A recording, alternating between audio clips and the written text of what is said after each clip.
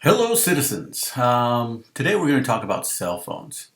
If you have a 7, 8, 9, 10-year-old on up, they're going to be asking you for a cell phone. In fact, these days, by their 7th, 8th birthday, if they don't get a cell phone, it's like, Mom, Dad, are we poor?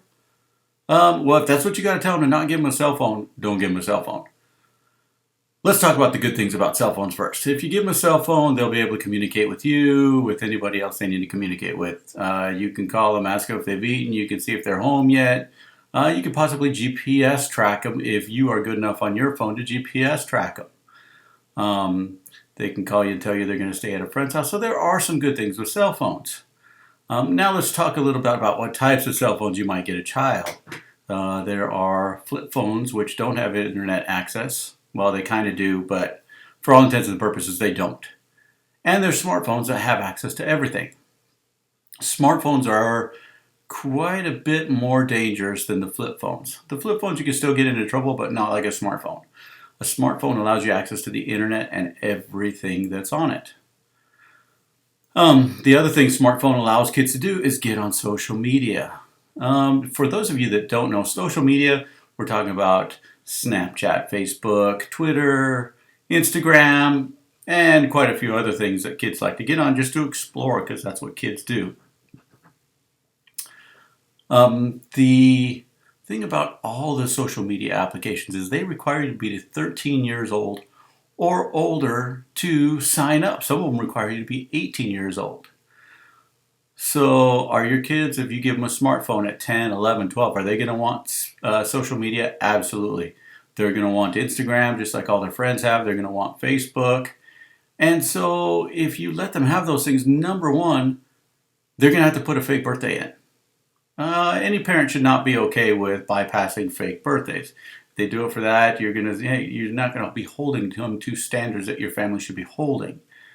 But why do they have those age restrictions? Are they just being overprotective? No, they're not. I've seen many kids get into a lot of trouble, serious life-altering trouble, by having smartphones that parents have no idea what they're doing on the smartphones. Of course, then I get the parents that say, oh my, I can check everything they're putting on, and they don't even put anything on.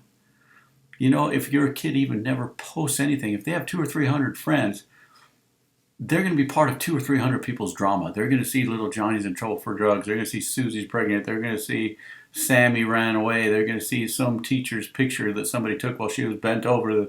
Whatever awful things that the social media allows at school, they're going to see all of that no matter what age and no matter what they post. The other things that having a smartphone allows people to do is get in lots of trouble. So how do kids get in trouble, especially ones that are under 13? Well, social media basically encourages kids to do bigger and bigger things to get more attention. How do you get more attention? You threaten people, you bully people, you send nude photographs. You send nude photographs of somebody else. You make up stories that aren't true. You say you're going to kill yourself. Those are all things that kids use to get more and more attention because it's all about the likes. I should make a song there. It's all about the likes, but I won't make a song there. I've seen kids make threats to the school. They're going to bomb the school. They're going to shoot up the school. That's a life-changing decision, and it takes seconds to do with a smartphone.